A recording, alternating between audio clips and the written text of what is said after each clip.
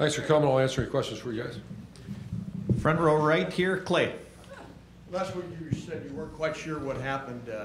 Any feeling this week that this was coming, that big a turnaround? Yeah, I think the focus was pretty impressive all week. We obviously had some news midweek about the two linebackers not being able to play, so there was a little anxiety because you had to start moving guys around at that position. And Keandre's not full speed either, so yeah, that's a really nice job by Worley and Malik Harrison and Tough to play the way they did. But a very good week of practice. Front row left, Brianna.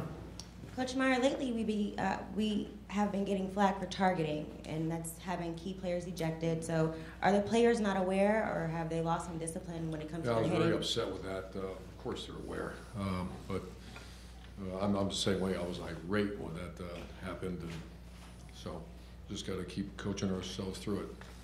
Front row right, Tim. Urban, you talked about the offensive line you thought was really coming on and stuff. This was against the #3 team in the country against the rush today, and you saw what happened. Weber and Dobbins over 100 yards.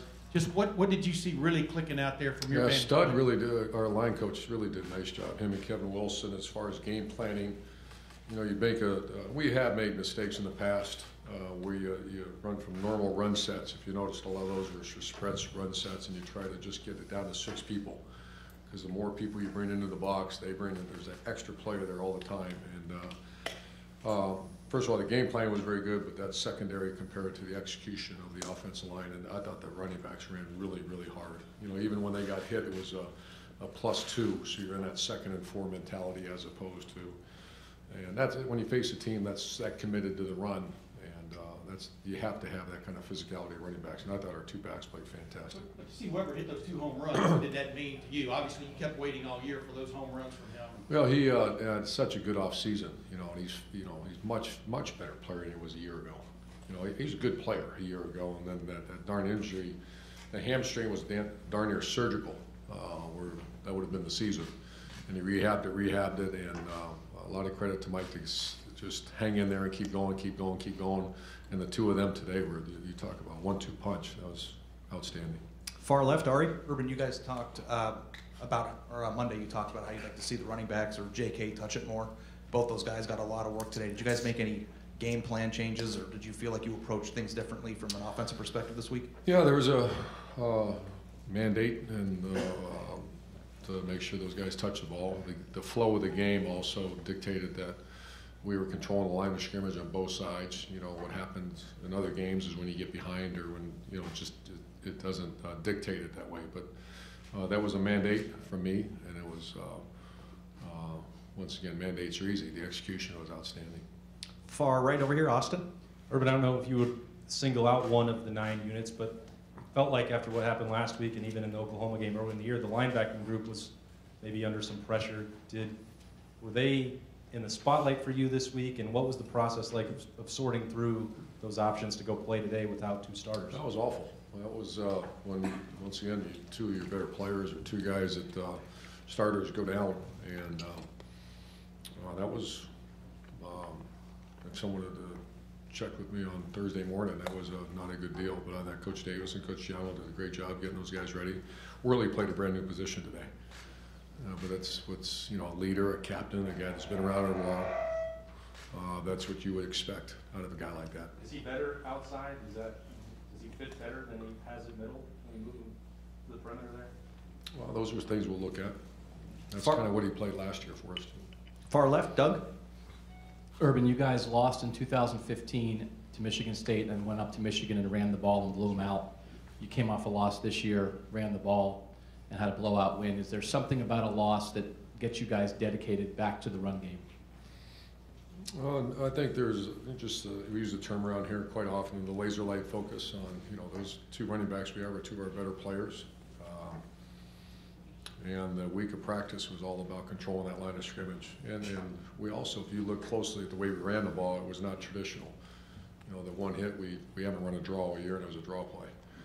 And we kept trying to do as often as we can, being the spread sets. So yeah, to answer your question, the focus was there, and like we said, the mandate was there. Let's go do it. Far right over here, Dom. Urban, after the win, you guys now are in first place in the Big Ten East. This was for first place. What'd you say to the guys, and how much do you pay attention to that? Well, just, well, I wish I could put them on a desert island, and, you know, we talked about the Penn State win far too long, and then this one's over. Now it's, they go celebrate with their families and their friends, and then they come back and wait for the next mission, assignment, and directive. And that's gonna be beat Illinois. And that's it. Right behind Dom, Bill? After last week, how much did you need this psychologically? This team need this to have this kind of performance? Well, I think you know the answer. Of course, you needed it in college football, 18 to 22-year-olds, even more than I imagine the NFL. But it's a game of momentum. It's you know, the browbeatings that, you know, take place and all those things. You need these kind of things. You need a great performance, and they had a great performance. And special teams kickoff team was outstanding again. That's 2 weeks in a row. Punt team was outstanding. You know, I guess we maybe just punted once or twice, but I just think A to Z it was what we needed, and it was well deserved. Players deserve that. They worked hard this week. And final two questions over to my far right, Tom. Urban over here. Billy Price set a record today, 51 consecutive starts. Talk about the cornerstone he's been for you. Yeah, I think the cornerstone is an appropriate word. I think he's, as long as I'm around Ohio State, I'll make sure that that guy's treated with legendary status, because he has done everything I've ever asked of him. And that includes his off the field, his leadership when times are tough, even last week in the locker room. He's the one that took over the locker room. You say, Coach, what'd you say? I didn't say anything. It was Billy Price. And so I'm deeply indebted to Billy. Billy's going to be a lifelong friend, and he'll be a Buckeye for the rest of his life, obviously. And I'm glad we still got him for a few more games. And final for Coach over here, Steve. Over here, Damon Arnett appeared to leave the game. Yeah, thigh bruise. They got all the X-rays back. It's a pretty tough thigh bruise, but structurally he's okay. And Booker and Baker, what can you elaborate? When did this happen, and what's the prognosis? Do you expect them to play? Baker is going to be cleared. Book's not yet, but we anticipate they'll both play next week. Great. Thanks, Coach, thank you very much. No, folks, let's stay back.